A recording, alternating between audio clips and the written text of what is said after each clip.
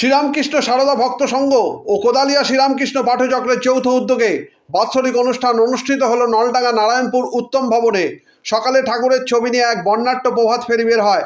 বাদ্যযন্ত্র সহযোগে ঠাকুর, মা ও স্বামীজির বিশেষ পুজো পাঠ করেন স্বামী প্রণবানন্দজি মহারাজ। দুপুরে বসিয়ে প্রায় 1000 খানেক লোককে ভোগ খাওয়ানো হয়। পরে অনুষ্ঠান সম্পর্কে জানান কমিটির সম্পাদক। চুঁচুড়া থেকে প্রবীর ঘোষালের রিপোর্ট।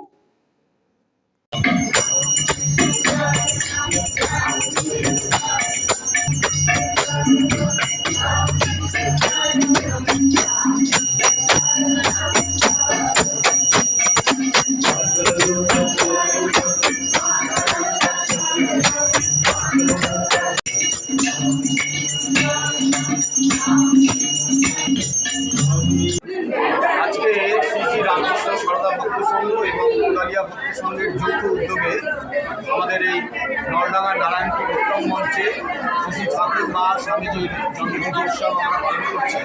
আমরা প্রত্যেক বছরই এইভাবে পালন করে থাকি। আমাদের মধ্যে বিশিষ্ট জনেরা এসে উপস্থিত হন। আমাদের মধ্যে আজকে উপস্থিত আছেন এই মুহূর্তে পূজ্যপাত শ্রীমৎ স্বামী প্রণবানন্দজি মহারাজ, এবং কিছুক্ষণের মধ্যেই আমাদের মধ্যে উপস্থিত হবেন পূজনীয় মহারাজ স্বামী মুক্তিপ্রদানন্দজি মহারাজ। এখন আমাদের প্রসাদ বিতরণের অনুষ্ঠান চলছে।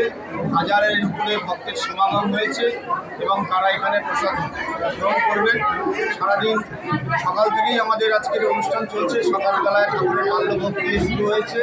তারপর পূজনীয় মহারাজ আমাদের ঠাকুরের পুজো করেছেন এবং প্রভাত ফেরি হয়েছে।